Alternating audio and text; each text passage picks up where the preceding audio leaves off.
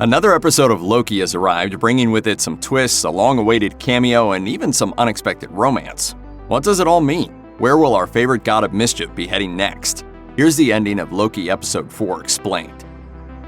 The immediate question coming out of Episode 3 was how Loki and Sylvie were going to escape death in the face of an apocalypse on Lamentis. That kind of life-or-death situation brings out some real honesty in both of the two gods of mischief. Faced with the possibility of being crushed to death, the two grow closer, and Sylvie opens up about why she's trying to dismantle the Time Variance Authority. As it turns out, Ravonna Renslayer is the hunter who originally snatched Sylvie from Asgard when she was just a young girl, which we see at the beginning of the episode. The trauma of being ripped away from her home has given Sylvie the goal of destroying the TVA. In any case, Sylvie definitely has a bone to pick with Ravonna herself, blaming the TVA chief for forcing her to grow up through the ends of 1,000 worlds. As Loki and Sylvie await their doom, the two variants have a brief, tender moment in the face of Armageddon, with Sylvie affectionately touching Loki's arm. However, when two variants interact like that, it creates a new timeline branch, which alerts Mobius and the rest of the TVA to their location so they can retrieve them.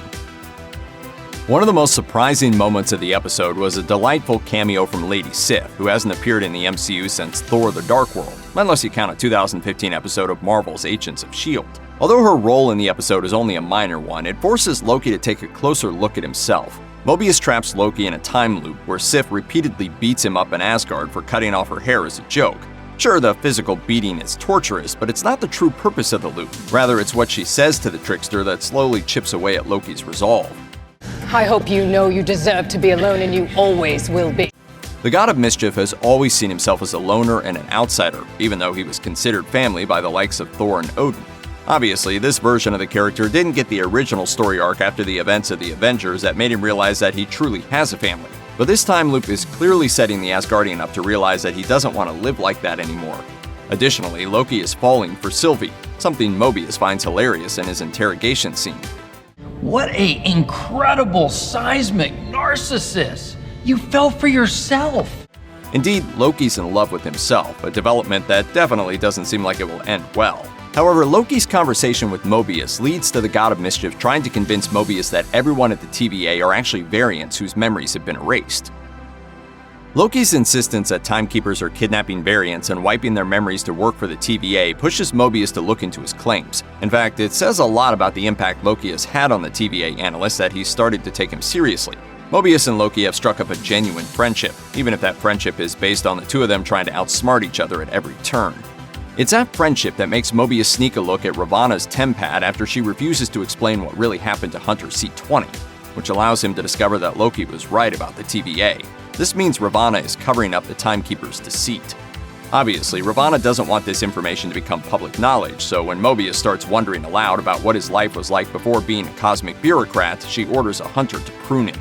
Hopefully, this isn't the last we see of Mobius.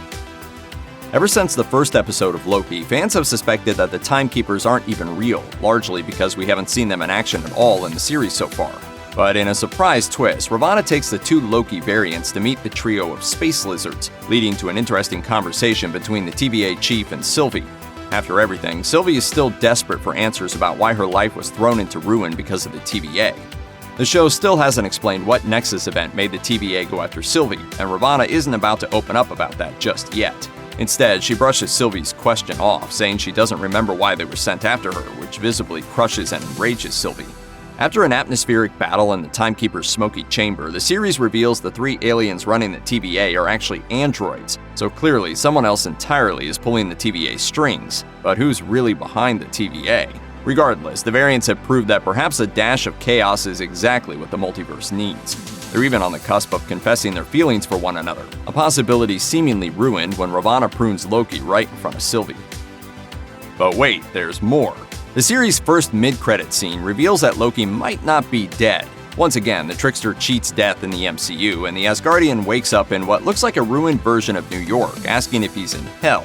In response, a dramatic voice replies, "Not yet, but you will be unless you come with us." And that's when the show's biggest twist yet is revealed, introducing us to 4 more Loki variants. Is this new world filled with other dead Lokis, or is it home to countless pruned variants from across the multiverse? Hopefully, Episode 5 will have more answers. Check out one of our newest videos right here. Plus, even more Looper videos about your favorite MCU shows are coming soon. Subscribe to our YouTube channel and hit the bell so you don't miss a single one.